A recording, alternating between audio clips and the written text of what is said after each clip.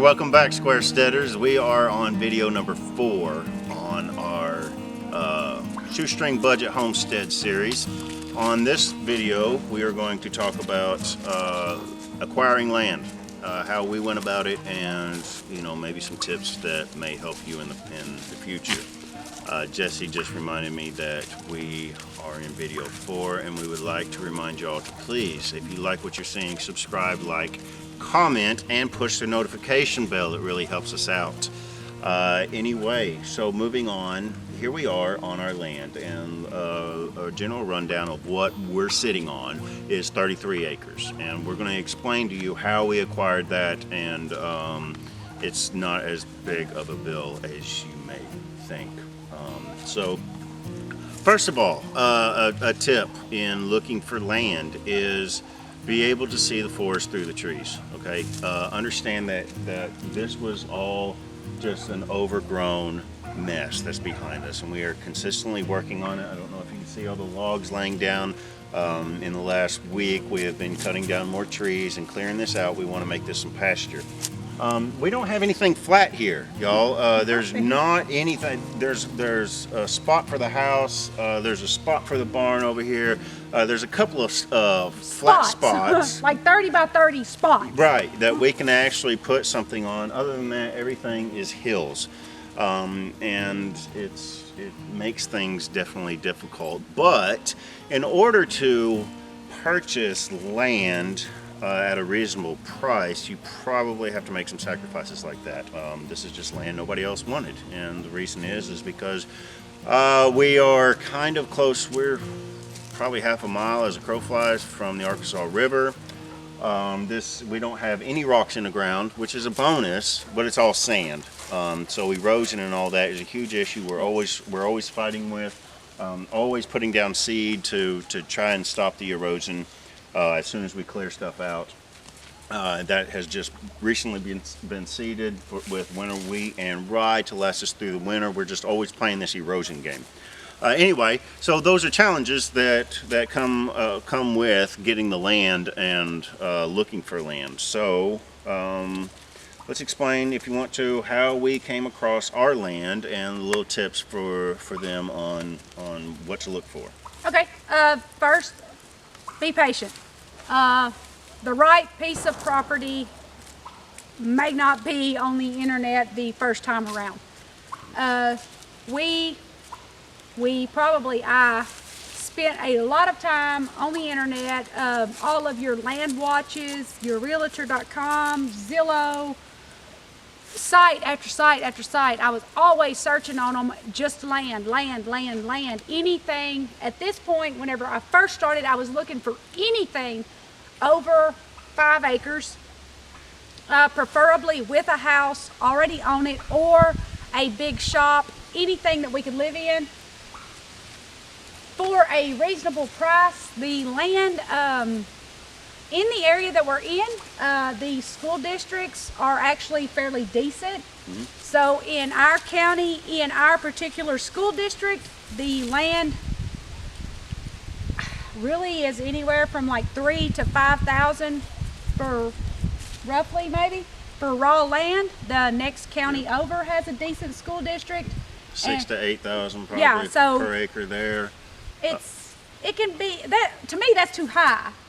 Yeah, and there's probably a lot of y'all that are laughing at that price, because I know even 20 years ago when we lived in Utah, we were living in a duplex, and right across our driveway, it was going for 60-something thousand an acre.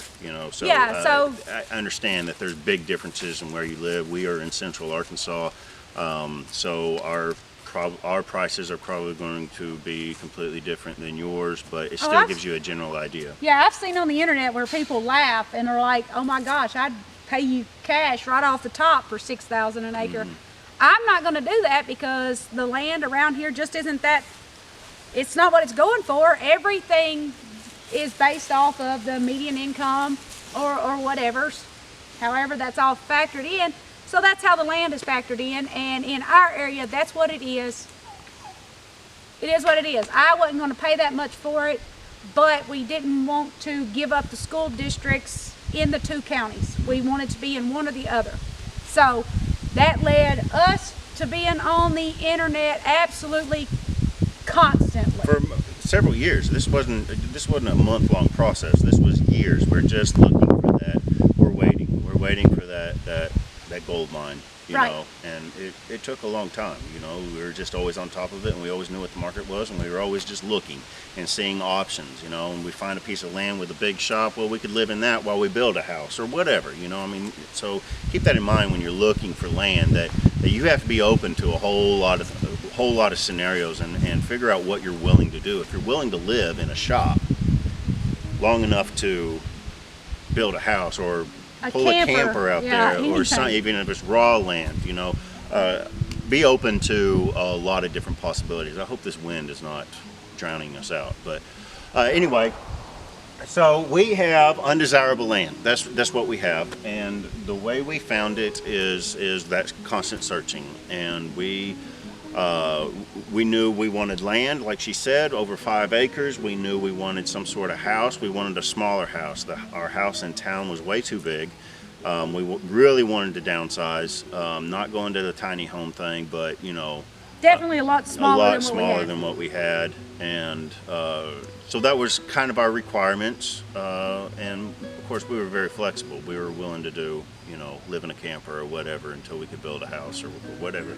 So we found this piece of property, and it was 12 acres with a double wide, 1,600 square foot, which is still too big for us. We really wanted to get even smaller than that, but for the price, we couldn't balk at that at all. It's the double wide is what we're still living in. We're hoping to build next year. We're hoping anyway. Sometime or another. It's now, I think that double wide is probably 10 years old now. It was a 2007, wasn't it? I think so. Okay, so 12 years old, double wide, so kind of newish, and it was in foreclosure. And the price we were debating off camera, and I thought we paid $40,000, and she's saying 32, somewhere in there. We'd have to look up the paperwork. Yeah, it's almost embarrassing what kind of deal we got on that, because that's a ridiculously small amount of money for 12 acres. And a house. And a pretty new, I think the house was like 5 years old at the time. Yeah, it was pretty new double wide. So, yeah, ridiculous amount of bargainage there. So over time, so yeah, we found it, and nobody wanted it because it was just a double wide trailer on a completely overgrown piece of land, and very hilly and very hard to manage, and yes. So nobody wanted it. Well, that, and not only was the land neglected, whenever, I tell you, we walked out here, and from where the trailer was sitting, you could not walk 10 foot around it and not run into the woods, basically. That's how overgrown everything out here was. We don't know the circumstances. We just know that this is what happened, and it was very neglected, and it was for a rock bottom price. Totally just forgot to give y'all a little comparison. We were actually, it's a terribly, terribly sad story. We were in the process of buying 10 acres and a double wide for $90,000. 10 acres and a double wide, the exact same scenario that we have here, except an extra 2 acres. We were in the process, something happened. The family actually ended up in an automobile accident. We were under contract to buy it. And the people were in an accident, they passed away. The entire property and the house went into probate.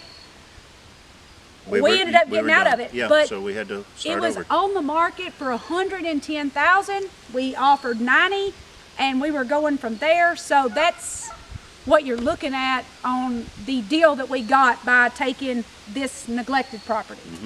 Completely neglected. And so yeah, we have, over the course of, we've been here, what, 5 years, and over the course we have made it into our homestead, and everything that you see, every space that isn't overgrown with thicket and trees is because we have put in the work for the last 5 years. That's all we do during the winter, is we clear land but anyway, so we got the 12 acres, and then as time went on, an adjoining, actually, I think the property line is going to be right there. Here. I thought it was these two. Anyway, all that over there, all that you're looking at back there was another piece of property. It came up for sale, and we bought. It was 8.5 acres, and I think we paid $12,000 something for it. And then behind us came up for sale, and it was 12.5 acres, and I think we paid $15,000 for it. So all in all, because we're debating on how much we paid for the original purchase, I think we spent right at $65,000 for our house and 33 acres. Yes, that's ridiculous, okay? But the whole point of this is we've gotten very lucky on that deal, but they exist. They really do exist. You just have to be extremely patient. Like I said, this took years. This took years to find this this kind of a deal before we ever took the steps forward to keep being able to do that. Now, if you watch the previous videos on having conversation with your spouse on homesteading and then becoming debt-free, that's another big bargaining chip, y'all, is get that debt-free thing to where you can do what we did, and we were readily available. We were able to pay cash for it and be done. Now, yes. But if we were still debt-free and we still had our great credit, we could still finance because we didn't have any debt. You understand what I'm saying? So the debt-free thing, once again, insanely important. So I guess at the end of the day, I would highly recommend looking into foreclosures. When you go into looking at foreclosures, 90% of the time there is going to be some type of structure there to cause the foreclosure in the first place. In our instance, in this area, it usually always happens to be double wides or, you know, mobile homes. It's sad that I'm, you know, telling y'all to look for things like that, but you know, it is what it is. When you buy a mobile home, you have to have some type of collateral. Usually it's land. Once they foreclose, the land goes with it. It's sad, right. But it worked out for us. And once we bought the original 12, it opened up the rest of the land, and basically we set the price for the land that adjoined to it, because the land, the first 8.5 that we bought after this 12, they had it listed for $45,000. No way were we paying that. Right. We ended up getting it for $1,200, roughly $1,200 an acre, because we had bought the 12 beside it, and it's hard to already set the price, right? Yeah, it's hard to sell that land for that high when the land right beside it sold for so cheap. Right, because that would put us buying 8.5 acres for more than 12 acres with a house, and you know, we just weren't willing to budge off of that. So, and luckily the people that we bought it from knew that. Actually, they were our neighbors in town, believe it or not. They were our neighbors when we lived in town, and they moved to another state and happened to own this. And I called them one day. The land had been on the market for forever, and I just called them and I'm like, this is what we'll offer you for it. We're butted right up to you. This is what we paid for this. That's what we're willing to pay for that. She said, I'll let you know. They called us back the next day and said, okay. Yep. And then it was like 8-9 months later that the land up the road came up for sale. Right. So, but all of this is going to go back to being debt-free. We're not sure that we would have been in the position to buy all of these pieces of property. Right. Yeah, because ironically enough, we bought this property. I quit my job in March and we bought this in November. I mean, I was unemployed and we were still able to buy the land. So that was, you know, that helped a lot. Yeah, you know? The debt-free helped a lot, you know, and we told you in the one video that once we realized we were blowing so much money, we started putting most of his check back. We weren't living off that anymore. We were living just off of my check and saving his. Right. And we had been in the process of paying off our interest loans on many things. We had started paying those off prior, so that by the time we got to saving his check, we were almost debt-free at that point. Right. So y'all go check that video out. That's number 2 in this series. and we can talk all day about the debt-free thing. It's one of the best decisions we ever made. Although, you know, kind of caution with debt-free. There's actually no such thing as debt-free because you still got to pay taxes, right? You gotta. Don't get me started. Anyway, y'all, I'd like to point out the fact that this land, is the most important thing to us now. Now, this is the most undesirable piece of land you could probably find in this county. I can almost guarantee it. It's like the only hills in this county. Everything's flat except the land that we own. Right. But now that we've invested so much time and work into it, this land has become the most important thing. And if I have my choice, I would like to be buried out here. I mean, the land has said it. You know, the land, once you do that, then you're open. Now, that's not to say, once again, in our previous video, you can't do it where you're at now. But having the land opens up a whole new world of possibilities. Right. It's a whole new ball game now. So it's definitely worth the time of spending to research and keep looking for years. If it takes you years, then don't just get all gung-ho about I'm going to be a homesteader and in the next 30 days you're closing on a piece of land.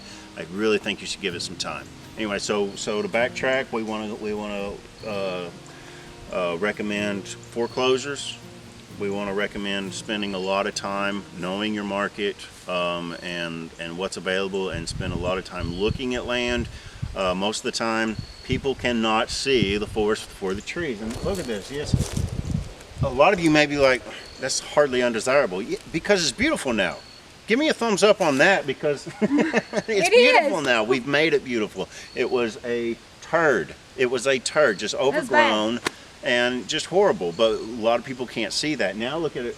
You take out all these, we've got these massive white oak trees that we're saving and everything, and we're making it exactly how we want it, and that's important. So take the time, go look at a lot of different types of land. You're going to have land that's already a pasture, you're going to have land that's completely woods, you're going to have land that's in a swamp. You're going to go look at all this stuff, see what you can make out of each one of them. So I would highly suggest doing that. And other than that, what else? Did I miss something?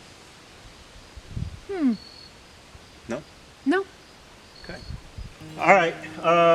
That's it. I think maybe we'll show you a little bit more of our land after we sign off here, and we'll just go on. Just stick around for the next video, which is livestock. Doing livestock for your homestead.